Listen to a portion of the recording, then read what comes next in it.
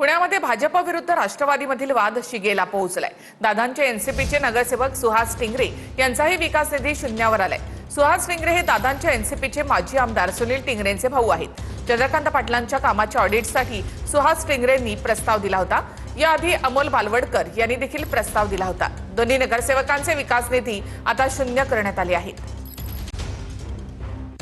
कामाची चौकशी करा जर म्हणलं असेल तर त्यांना इतका राग आला त्याच्यामध्ये मला प्रश्न पडतो, मग काय त्याच्यात काही गोडबंगाल तर नाही ना की आज मला एवढा राग यायचा की त्यांनी डायरेक्ट निधीच जी गोठवायचा।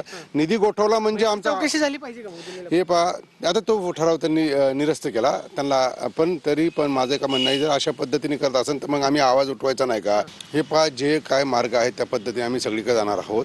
आज सर्वप्रथम आम्ही आमच्या मीटिंग होईल त्याच्यामध्ये जो काय मार्ग ठरेल मग तो कोर्टाचा मार्ग असो किंवा मग आता खरं तर पहिला आम्ही आमच्या पद्धतीने नगरविकास मंत्र्यांपर्यंत हे पोहोचवणार, मुख्यमंत्र्यांपर्यंत पोहोचवणार। अशा पद्धतीने आवाज दाबणं हे योग्य नाही। जनतेच्यासाठी आवाज शिंदेकडे तुम्ही याची तक्रार करणार आता UD कडेच आहे ना आपलं महापालिका, तर UD पर्यंत आम्ही पोहोचवणार की कशा पद्धतीने कामकाज चाललंय।